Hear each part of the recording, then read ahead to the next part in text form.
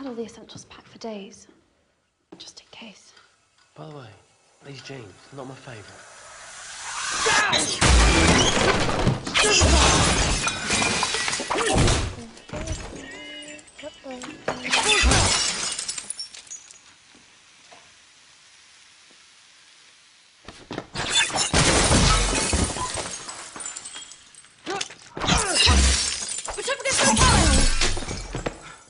I'm Radhika Jones from Time, and we're here with Emma Watson, who's starring in the new movie Harry Potter and the Deathly Hallows, Part 1. Thanks so much for being here, Emma. Thank you for having me. So I think we had a record number of questions for you, 1,600. Oh my so goodness. We better get started. Wow, that's Now amazing. we've narrowed them down. I'm going to start with a very girly question for you. You look amazing with the new do. What made you cut it?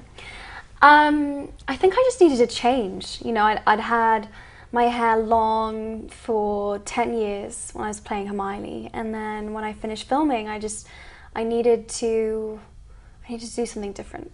How would you describe yourself before Harry Potter and after Harry Potter? Obviously, you've grown. That's a huge question, because before I did Harry Potter, I was 10 years old, and now I'm 20 years old. So obviously, you know, all the changes that go hand in hand with, you know, growing up, physical changes, emotional changes. But in terms of how Harry Potter's affected my life, I've learned how to be an actress. You know, I was, as I say, I was so young that when I first started out, the director would, you know, literally have to direct me as the camera was rolling, you know, and really steer me in a big way. And now I can make my own choices, and I have my own instincts about it, and I know how a film set runs and works, and just how a movie's made. So I think that's pretty huge. That said, Mered Horton from Cary, North Carolina wonders, would you consider a profession outside of acting? I think I want, the difficulty with me is that I'm interested in so many different things. I can never really imagine myself doing one thing, and I'm pretty sure that I'll end up doing 4 or 5 different things. I want to be a Renaissance woman. That's my thing. I want to paint, and I want to write, and I want to act, and I want to just do everything. Why did you choose to attend Brown? Because I loved its kind of liberal approach to an education, and I loved the sense of community that there is there, and the anonymity that I have over in the States. I just think it has just such a great atmosphere. I don't know, I really love it. It feels like home now. You're in your sophomore year? Yes. That's great. A question from Tori Daly in Jacksonville, Florida. What was the last day of filming like? It was really emotional. It felt very surreal. It almost felt like an out-of-body experience, because I feel like it's been coming for such a long time, and I felt like I'd spoken about it so much and thought about it so much, but when it actually arrived, it just didn't feel real. It was like very hard to process. So it was weird. How much time elapsed between that day and the day you cut your hair? I think I left like 2 or 3 weeks.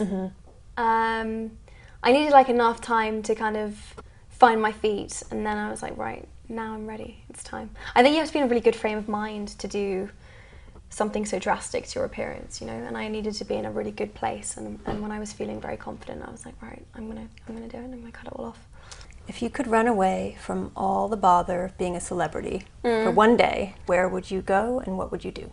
I guess just like go and stand in the middle of a mosh pit in a rock concert, because I usually can't get away with that, because people tend to recognize me and then things get a little crazy.